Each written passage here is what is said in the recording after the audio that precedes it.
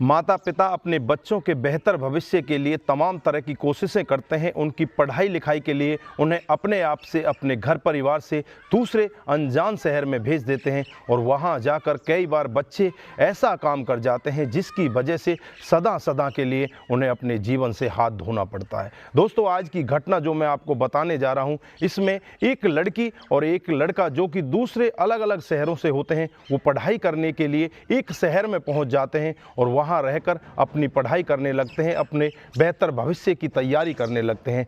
उसमें लड़की एक ऐसा गलत काम कर जाती है जिसकी वजह से वो लड़की सदा सदा के लिए इस दुनिया से विदा हो जाती है। दोस्तों, अगर पूरा मामला आप भी जानेंगे तो एक बार आपके पैरों तले जमीन खिसक जाएगी। आइए दोस्तों, जानते हैं पूरा मामला क्या था।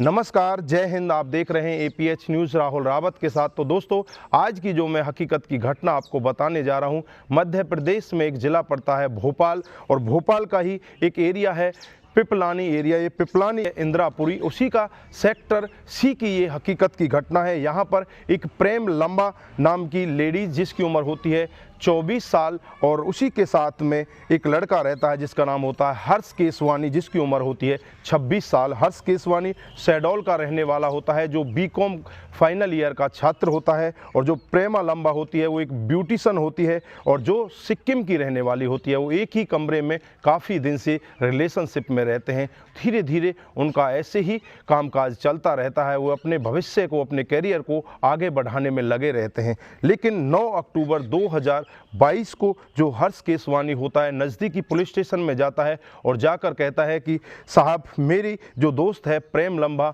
उसके ऊपर किसी ने हमला कर दिया है, वो बुरी हालत में मेरे ही रूम में पड़ी हुई है। पुलिस आनन फानन में ही उस कमरे का रुख करती है, और जब उस कमरे के ऊपर जाकर देखा जाता है तो प्रेम लंबा की सांसें चली हुई होती हैं। उसे आनन फानन में ही अपनी गाड़ी में उठाते हैं और नज़दीकी हमीदिया हॉस्पिटल में ले जाते हैं। वहाँ जाकर जब डॉक्टर साहब उसका उपचार करते हैं तो थोड़ी देर में ही उसे मृत घोषित कर देते हैं। लेकिन उसके शरीर पर बहुत ही ऐसे जख्म थे जिन जख्मों को देखकर लग रहा था कि इसके ऊपर किसी ने बहुत ही ताबड़तोड़ वार किया है। लेकिन डेड बॉडी को लेकर उसे पोस्टमार्टम के लिए भेज देती है। इधर जो हर्ष केसवानी होता है उससे पूछताछ करते हैं तो हर्ष केसवानी यही कहता है कि साहब, मैं फ़ोन पर बात कर रहा था और फ़ोन पर बात करते हुए दूसरे कमरे में जाता हूं, तभी जो प्रेम लंबा होती है अपने शरीर के ऊपर ताबड़तोड़ वार करती है और उसी वार से इसकी मौत हो जाती है। लेकिन पुलिस को पूरा शक होता है कि ये ऐसा वार नहीं है, ये अपने शरीर पर वार भी करती तो एक आध वार करती।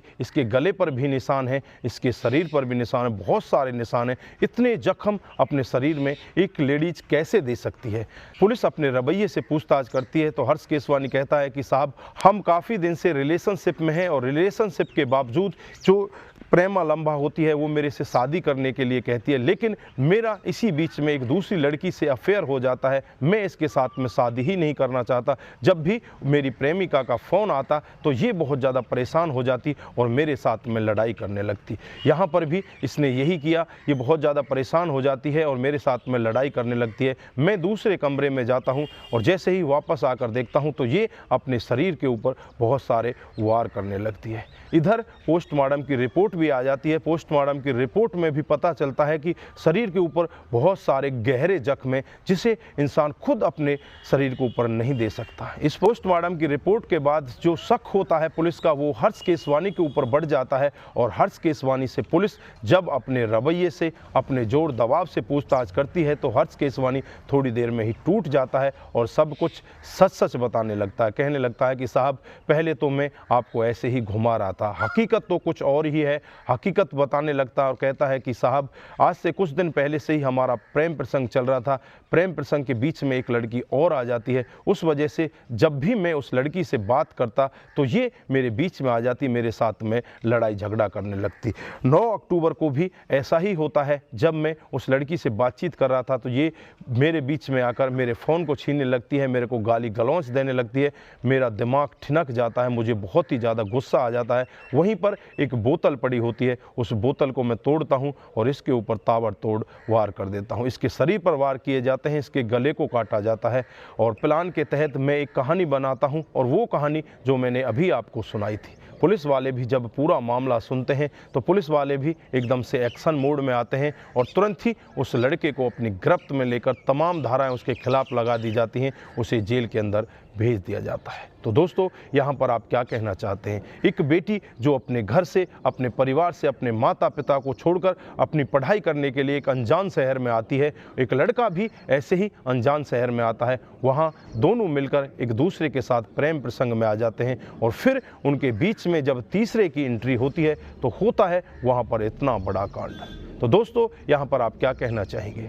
ज़्यादातर जो क्राइम के केस हैं वो अवैध संबंधों की वजह से बढ़ रहे हैं। दोस्तों, अपने आप को अवैध संबंधों से दूर रखने की ज़रूरत है, अपने आप को बचाने की ज़रूरत है, अपने आप को सतर्क रखने की ज़रूरत है। तो दोस्तों, आपके जो भी विचार हैं एक बार कमेंट बॉक्स में ज़रूर दीजिएगा। दोस्तों, इस घटनाक्रम को सुनाने का उद्देश्य बस यही है कि आप लोग जागरूक हों और ऐसे क्राइम के बारे में जानें जो डे बाई डे हमारे समाज में बढ़ते जा रहे हैं। दोस्तों, आज के लिए बस इतना ही। फिर मिलते हैं किसी नए मोड़ के साथ। तब तक के लिए आप अपना ख्याल रखें, अपने परिवार का ख्याल रखें, सतर्क रहें, सावधान रहें और ऐसे क्राइम को अपने आसपास ना होने दें। नमस्कार, जय हिंद, जय भारत।